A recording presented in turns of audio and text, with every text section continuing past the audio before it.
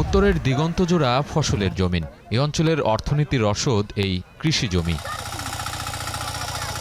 সময়ের সাথে এখানকার কৃষিতে লেগেছে আধুনিকতার ছোঁয়া, বদলে যাচ্ছে চাষাবাদের ধরন। আধুনিক কৃষি ব্যবস্থার রোল মডেল হয়ে উঠেছে রংপুরের গ্রাম নাগদাহ ও ধনতলা।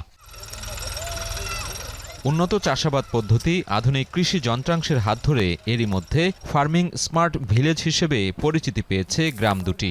এখানকার প্রায় 400-র বেশি কৃষক এসব সুবিধা নিয়ে গড়ে তুলছেন কৃষির মডেল ভিলেজ। এরা মাটি পরীক্ষা করার পরে ইনশাল্লাহ এত ভালো হয়েছে, ফসল আমি টমেটো লাগাইছি আর কি, নেট হাউস দিয়ে এবং উন্নত জমিতে লাগাইছি আর কি। মাটিতে যদি না পরীক্ষা করতাম তাহলে আমি জানতাম না যে আসলে মাটি পরীক্ষা করার গুণাগুণ কত ভালো আর কি। এখানে একটা কোলেস্টার হয়েছে আলু রাখার জন্য।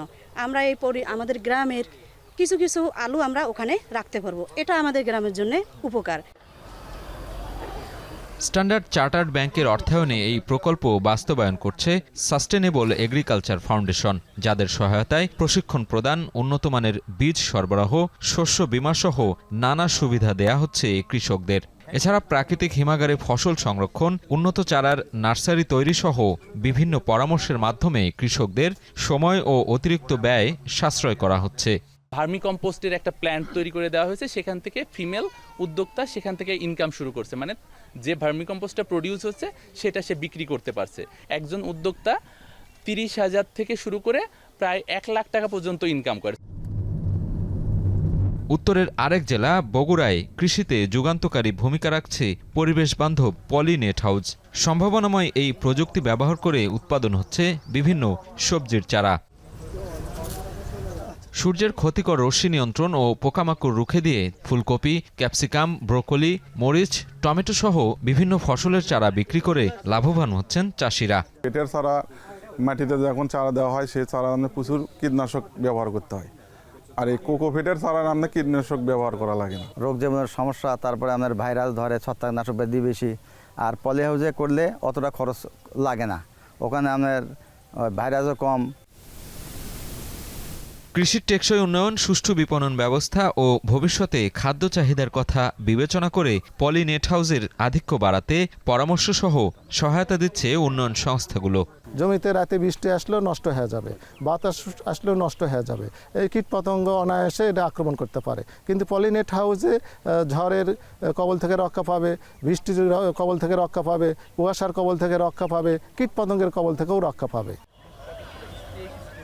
কৃষি অর্থনীতিবিদরা বলছেন, জলবায়ু সহনশীল কৃষির গুরুত্ব বাড়ানোর পাশাপাশি বাজার ব্যবস্থাকে কৃষি বান্ধব করা জরুরি।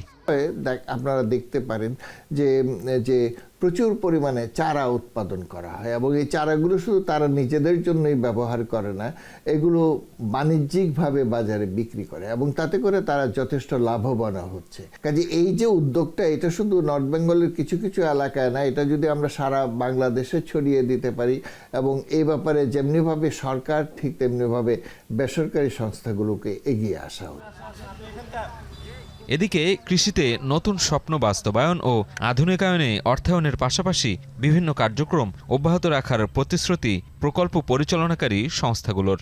কৃষক নিজে যতটা বেশি বেনিফিট পায় ওরকম কাজ করতে। সো এই সবগুলো 4টা অ্যাসপেক্টের মধ্যে যেটা দেখা যাচ্ছে যে আমরা অনেক পার্টনারের সাথে কাজ করছি।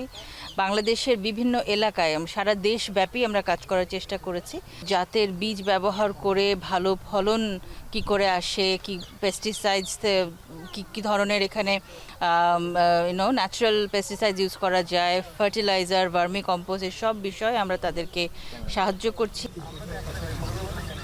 জলবায়ু পরিবর্তনের প্রভাব মোকাবেলা করে বিভিন্ন ফসল উৎপাদনে কৃষকরা ঝুঁকছেন আধুনিক প্রযুক্তির দিকে, যার অন্যতম একটি উদাহরণ এসব পলিনেট হাউস।